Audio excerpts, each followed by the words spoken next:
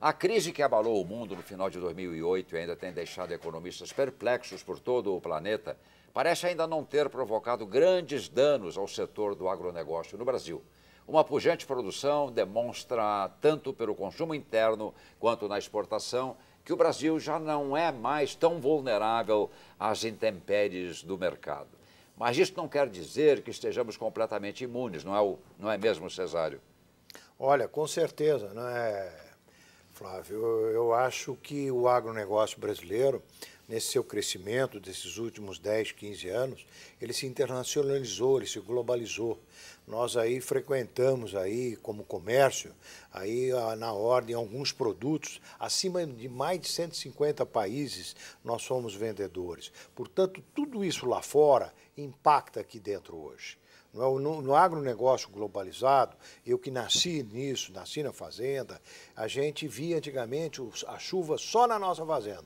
Hoje eu tenho que ver a chuva na Europa, na Austrália, na Nova Zelândia, na Rússia e por aí adiante. Quer dizer, o impacto do mundo, ele está no Brasil também. O agronegócio está sofrendo, o agricultor brasileiro está sofrendo. Nós já vivíamos até uma crise anterior a essa crise que tomou conta do mundo aí. Porém, ela acentuou. Nós estávamos vivendo uma crise antes da quebra do Lehman Brothers. Com certeza absoluta, a agricultura já vinha em crise. Por quê? Porque a agricultura brasileira cresceu tanto, em um período tão curto, que toda a nossa legislação da política agrícola brasileira, a política de crédito rural brasileira, a política ambiental brasileira é de 1965. 65. Em 1965, o Brasil tinha uma agricultura extrativa. Nós produzíamos aquilo que a terra efetivamente nos dava, e só aquilo. E tínhamos também a agricultura, era uma agricultura de subsistência. Hoje, nós temos uma coisa completamente diferente. A agricultura brasileira é o maior negócio da economia do país. E a pecuária. Agricultura e pecuária, estou sempre falando dos dois. O conjunto. Não é o agronegócio, Não é. É a agropecuária brasileira. Agropecuária. É o produtor rural brasileiro, que é o que a sociedade rural brasileira, há 90 anos da sua fundação, hoje defende. Então, nada a ver com o agronegócio. O agronegócio nós temos que ter os fornecedores de adubo, as grandes trades, os grandes frigoríficos, os exportadores, etc. Nós estamos falando da terra. Da terra. Isso é a terra. Portanto, eu acho que nós crescemos de tal forma que ficou tudo esgotou. É um modelo esgotado. Então, nós temos hoje, por exemplo, a questão ambiental, uma questão que tem extremamente polêmica, extremamente difícil. Por quê? Porque o Brasil é a maior reserva de florestas tropicais do mundo. Então, o mundo destruiu as suas florestas, que destruiu o meio ambiente, quer cuidar do Brasil inteiro. Um inglês que mora lá em Hyde Park, ele quer que a Amazônia seja um santuário, um zoológico, para que ele venha aqui visitá-la. Mas ele não sabe que lá na Amazônia brasileira vivem 25 milhões de irmãos nossos, de brasileiros, que lá nasceram e que lá tem que viver. Eles não têm mais, as cidades estão lotadas, não é?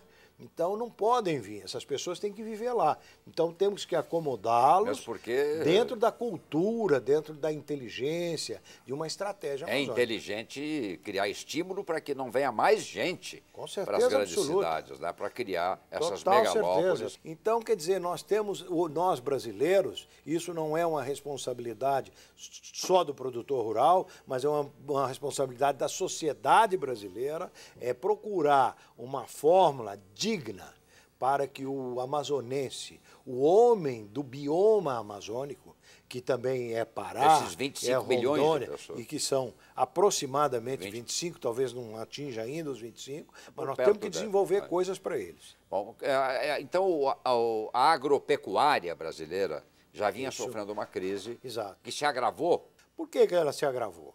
Ela se agravou principalmente porque nós temos uma política superada, ultrapassada. E o Congresso ainda não conseguiu fazer criar uma nova regra, uma nova lei, uma nova legislação. E o que mais impacta o agronegócio, Flávio, é a questão do crédito. Agronegócio ou agropecuária? Aí o agronegócio que impacta a agropecuária. Agropecuária. Então nós temos o setor sucroalcooleiro, que deu uma dinâmica, revolucionou o campo, completamente sem crédito. Completamente sem crédito. As usinas mais tradicionais, mais antigas, das melhores regiões do país, estão com dificuldade de pagamento dos seus fornecedores, que são os agropecuaristas, somos nós. Os frigoríficos, nós temos aí recuperações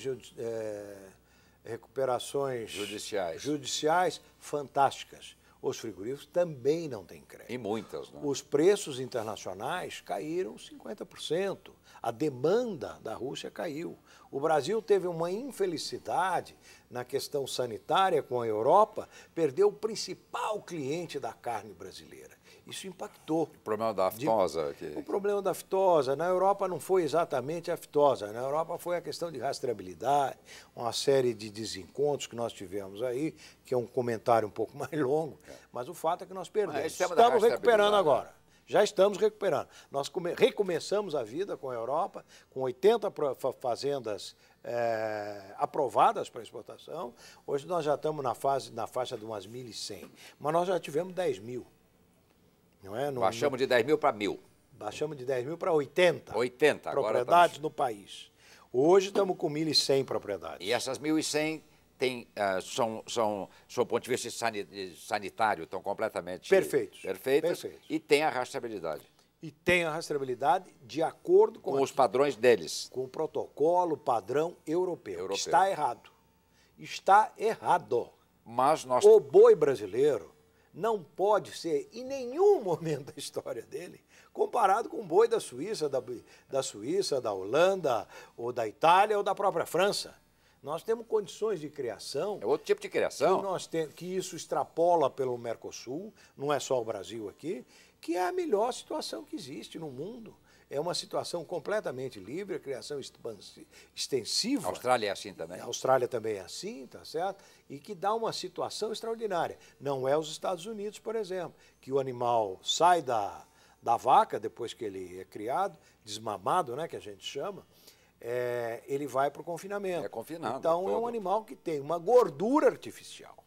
Então, o boi da Argentina, a carne argentina, aquela coisa toda, ela e o Brasil, o Uruguai, Paraguai, todos se igualam na sua qualidade. É a melhor qualidade do mundo. Não há nenhum problema sanitário acontecido desde que eu me entendo por gente. Será que esse não é um problema que também está muito inserido na área do marketing e da comunicação, que o consumidor europeu não está entendendo exatamente o tipo de produto que nós estamos oferecendo para ele? Por que o consumidor europeu pode pagar até 10 vezes mais por 1 quilo de carne? Nós temos que valorizar o Brasil. Então, eu acho que nós temos se não temos a melhor, nós com certeza estamos entre as melhores indústrias do mundo, é a brasileira. O que nós precisamos é dar marca nessas coisas. Vamos voltar a falar um pouco mais sobre a promoção da marca do produto agropecuário brasileiro nos grandes mercados internacionais, logo depois deste intervalo comercial. Fique conosco, voltamos já já com Cesário Ramalho da Silva, presidente da Sociedade Rural Brasileira. Fique conosco.